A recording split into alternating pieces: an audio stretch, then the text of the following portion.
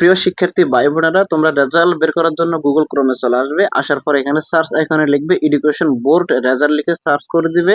প্রথমে তোমরা সাইটটা পেয়ে যাবে www.educationboardresult.gov.bd, এটাতে ক্লিক করে দিবে।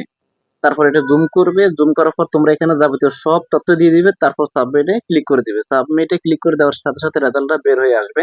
যদি লোডিং নাই, রেজাল্ট বের না হয়, লোডিং নাই, তাহলে তোমরা কি করবে, আরো সহজে বের করার জন্য তোমরা এসএমএস দিবে। এসএমএস এ চলে আসবে। এখানে তোমাদের মোবাইল থেকে মেসেজ অ্যাপস, এটাতে ক্লিক করে দিবে। ক্লিক করে দেওয়ার পর তোমরা নিচের দিকে পাবে স্টার্ট সেট, এটাতে ক্লিক করে দিবে। তারপর তোমরা উপরের দিকে লিখবে 16342 লিখবে। তারপর এটাতে ক্লিক করে দিবে। এরপর নিচের দিকে পাবে, এখানে লিখবে তোমরা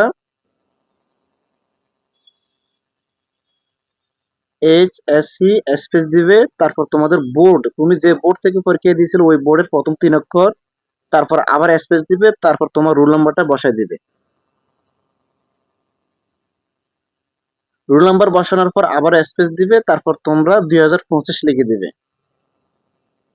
তারপর এখানে সেন্ড এসএমএস, এখানে ক্লিক করে দিবে। দেওয়ার সাথে সাথে এরপর আবারও সেন্ডে ক্লিক করে দিবে। দেওয়ার সাথে সাথে চলে যাবে। অবশ্যই তোমাদের মোবাইলে 2 টাকা 67 পয়সা থাকতে হবে। 2 টাকা 67 পয়সা কাটা হবে একটা এসএমএস এর জন্য।